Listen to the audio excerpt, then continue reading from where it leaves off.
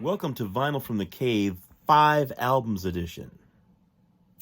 This video is going to function two ways. First of all, it's the first episode of Vinyl from the Cave, which is going to be our winter replacement series for Vinyl on the Deck. It's season's over. It's starting to get a little chilly. We're going to wait until spring to reconstitute Vinyl on the Deck. So for the winter, we're going to be indoors, down in the cave, down in the Triphonic Lounge. So Vinyl from the Cave for the next several months. This is also my personal entry into Christina's 5 albums contest, which, I gotta be honest, that's a tough one. I mean, what does it even mean? Is it a desert island thing? Is it just 5 unknown albums, obscure things that you think people should hear? Is it a best of? I don't even know where to go with that, because when you like lots of different types of music and lots of bands and artists, it's very hard to pick 5. So I decided to take a random sampling of some different genres of music and picked out some things that aren't complete standards and classics that you see on everyone's list everywhere. So while I'm a huge Bob Marley fan, I didn't go with Legend. Love Miles Davis, but we're not doing Kind of Blue. But also, it's not super obscure things, like some, 1978 one-off 45 from a punk band from Poughkeepsie. So somewhere in between there are some things that are less well-known by a lot of the major population, I would suppose, and probably newer or younger record buyers might not be familiar with these artists or some of these records, but they should be. So here's my top 5 list of 5 albums that you should own, that you should hear. And also, we have some runners-up. I had 5 more because, again, this is an almost impossible task. But I want that album.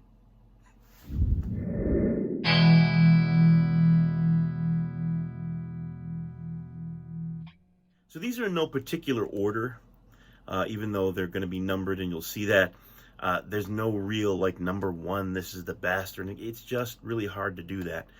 All this music is great. Love it all. And I think you should hear it all. So they're not in any specific order. Some of these are on CD because either I don't have a vinyl copy and I'm currently searching for one, or my vinyl copy is not in good shape, so I have it, but I usually don't play that. I usually play the CD.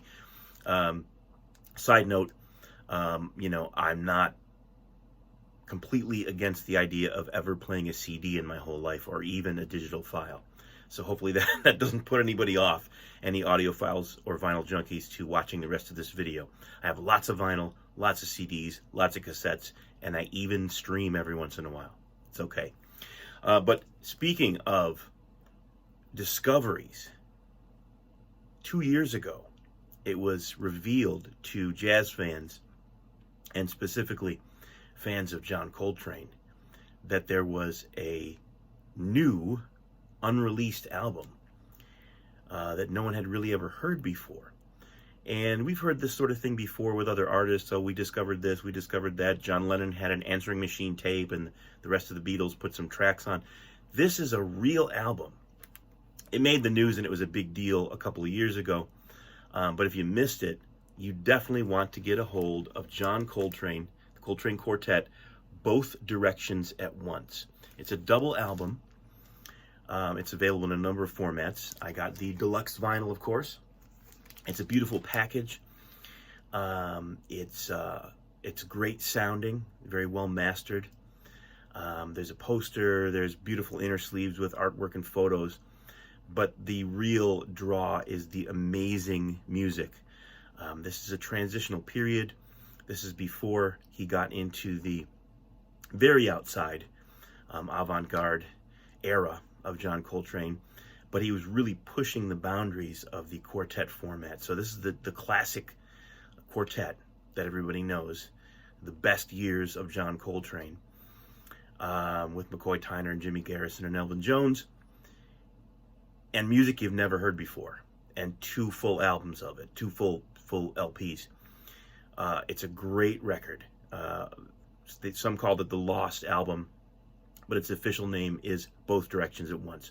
There's some standards, there's some untitled originals, there's multiple takes. You get to hear how things developed, and it's just a great record.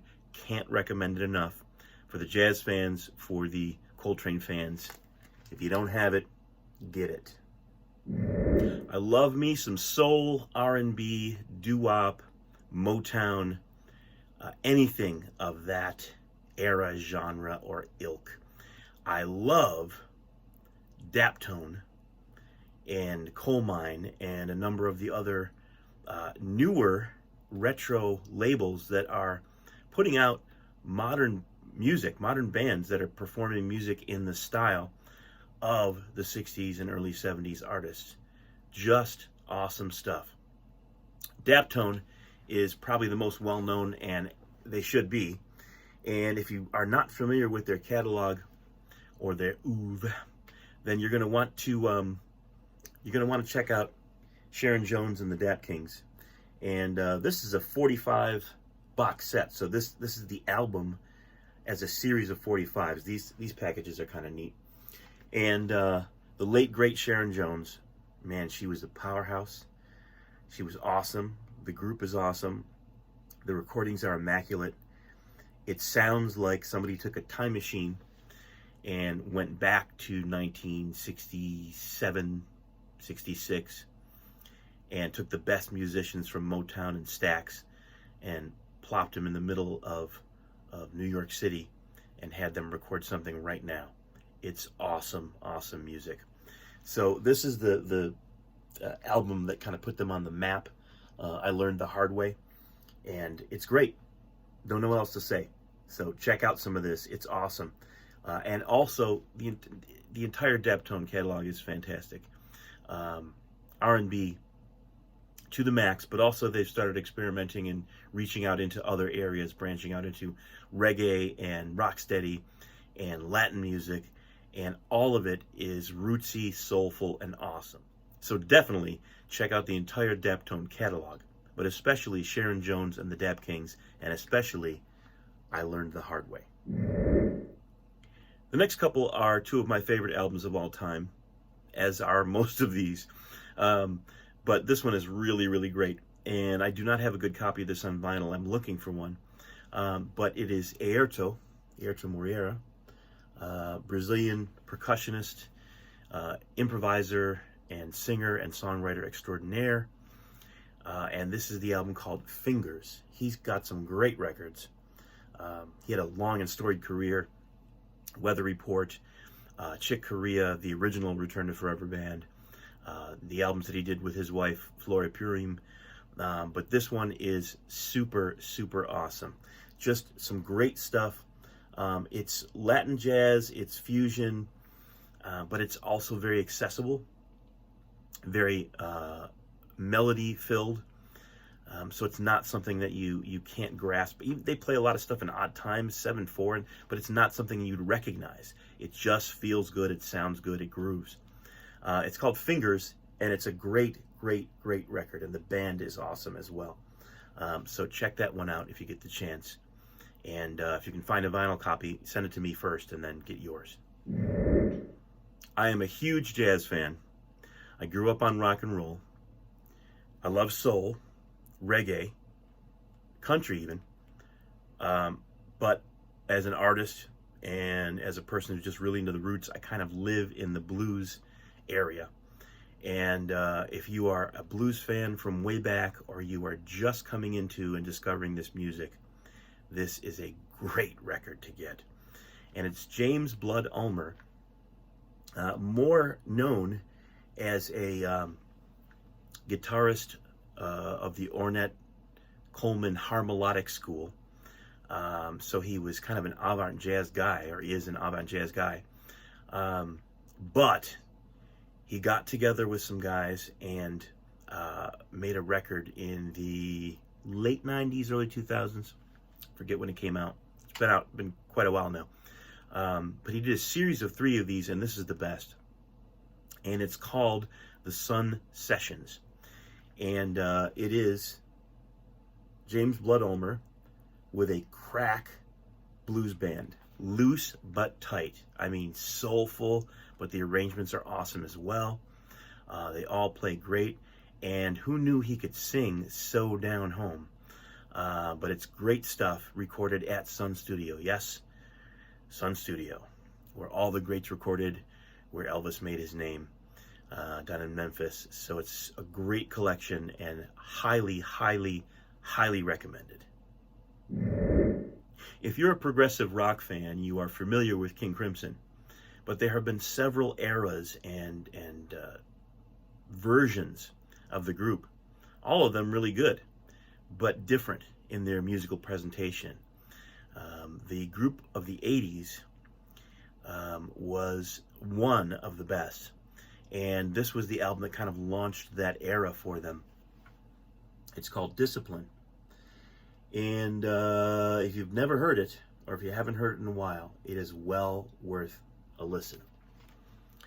Great players, great songs, and a few of these, this and from the Beat Sessions, the next album that came out after this, really should have been pop hits, major pop hits, but they were just not, they did not get the promotion, and they were not presented as a pop band, and everybody knew them as a progressive rock band, which they are. But they have some great, really hooky songs on here as well.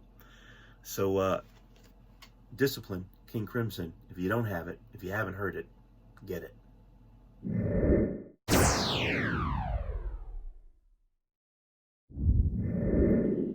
So this could go on and on. We could do 8,000 episodes and never run out of music.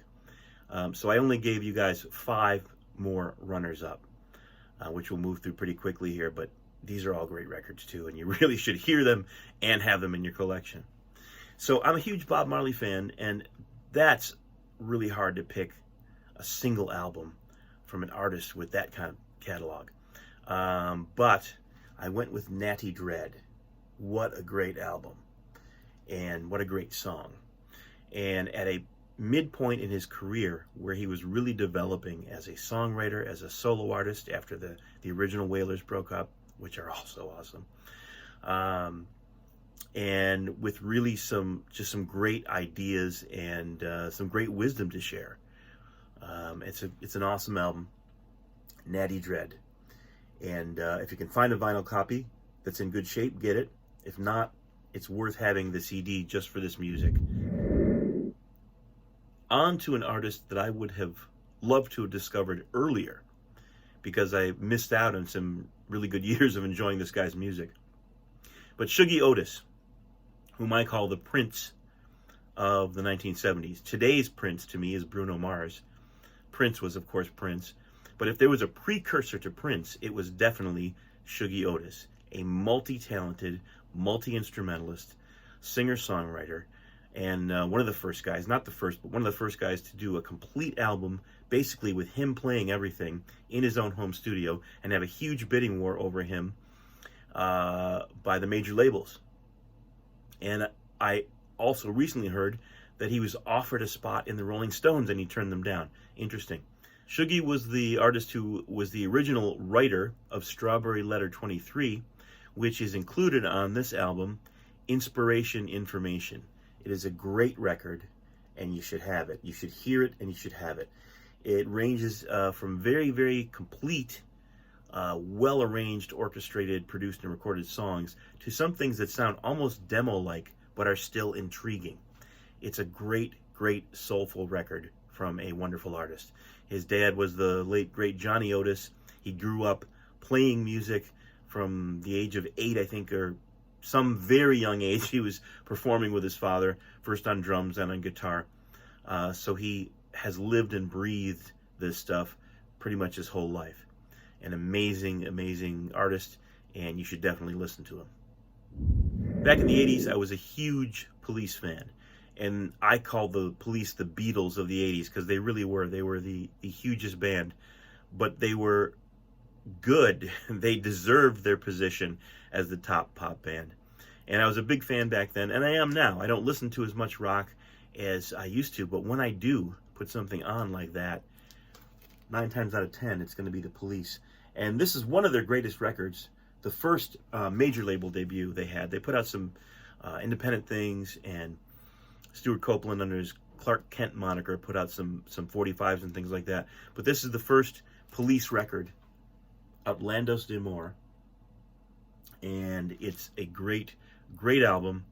It melds indie and punk rock with jazz influences that Sting brought to the group, with reggae, and it sounds like it could never work, but it is so good. So good. So if you haven't heard the Police, or you haven't heard them in a long time, and you want to find out a little bit about where they came from, because as they progressed, they became more and more pop, and it was all good. It was all great. But their roots are much more raucous and rocky and punky. And they were also listening to a lot of reggae, and they bring those things together on this record, Outlandos d'Amour.